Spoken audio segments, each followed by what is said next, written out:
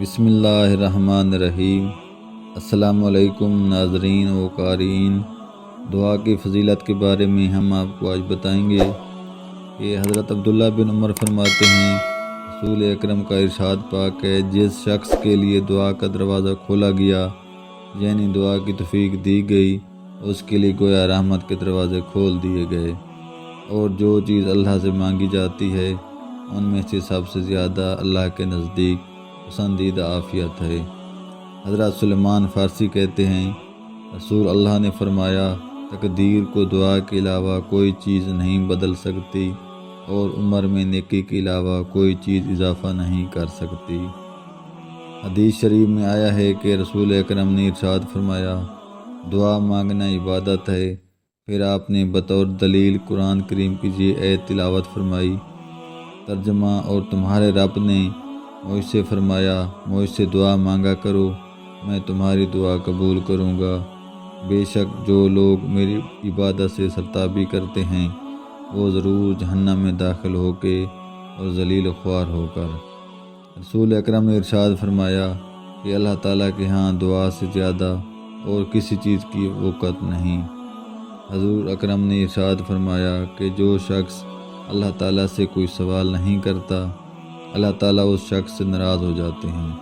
اسی حدیث کے بعض طریق میں ہے کہ جو اللہ تعالیٰ سے دعا نہیں مانگتا، اللہ اس سے ناراض ہوتا ہے۔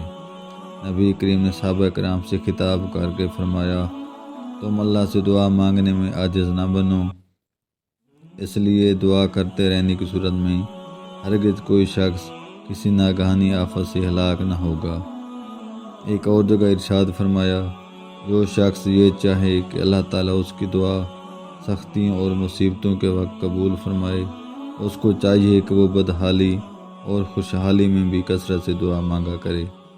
حضور نے فرمایا کہ دعا مومن کا ہتھیار ہے اور آسمان و زمین کا نور ہے۔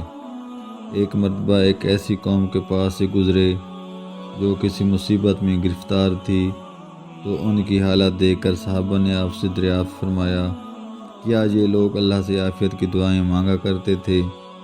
رسول نے ارشاد فرمایا کہ جو بھی مسلمان کسی چیز کے مانگنے کے لیے اللہ تعالیٰ کی جانب اپنا منہ اٹھاتا ہے اور دعا مانگتا ہے، اور اللہ تعالیٰ اس کو وہ چیز ضرور دیتے ہیں، یا وہی چیز اس کو فی الفور دے دیتے ہیں، یا اس کے واسطے دنیا اور یا آخرت میں اس کو ذخیرہ کر دیتے ہیں۔ ان حدیث سے دعا مانگنے کی فضیلت اور دعا کی اہمیت کا اندازہ لگایا جا سکتا ہے۔ اللہ تعالیٰ بعض فیصلوں کو بدلنے پر پوری طرح قادر ہے، اور یہ بات رسول اکرم کی بعض دعاؤں سے ثابت ہوتی ہے۔ دعا قنوت میں رسول سے یہ الفاظ ثابت ہیں، مجھے اس برائی سے بچا لے جس کا تو نے فیصلہ کیا ہے۔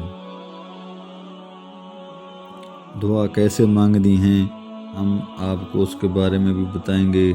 اللہ تعالیٰ سے آہوزاری اور خفیہ طریقے سے دعا کی جائے، جس طرح کہ حدیث مبارکہ میں آتا ہے کہ لوگوں اپنے نفس کے ساتھ نرمی کرو، یعنی آواز پست رکھو، تم جس کو پکار رہے ہو وہ بہرا ہے نہ غائب، وہ تمہاری دعائیں سننے والا اور قریب ہے۔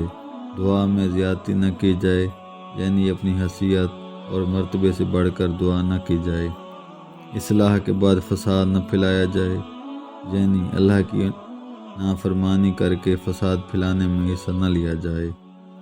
اس کے عذاب کا ڈر بھی دل میں ہو اور اس کی رحمت کی امید بھی۔ اس طریقے سے دعا کرنے والے محسنین ہیں، یعنی اللہ کی رحمت ان کے قریب ہے۔ دعا میں اللہ تعالیٰ کی صفات جو اس کے 99 ناموں سے زیر ہیں ان کا اور اپنی کسی نیکی کا وسیلہ دیا جا سکتا ہے۔ دعا کے آغاز میں پہلے اللہ کے جتنے نام یاد ہوں ان کو لیا جائے، پھر اللہ کی حمد و ثنا کی جائے، جس کے لیے سورہ اخلاص اور سورہ فاتحہ پڑھی جا سکتی ہے۔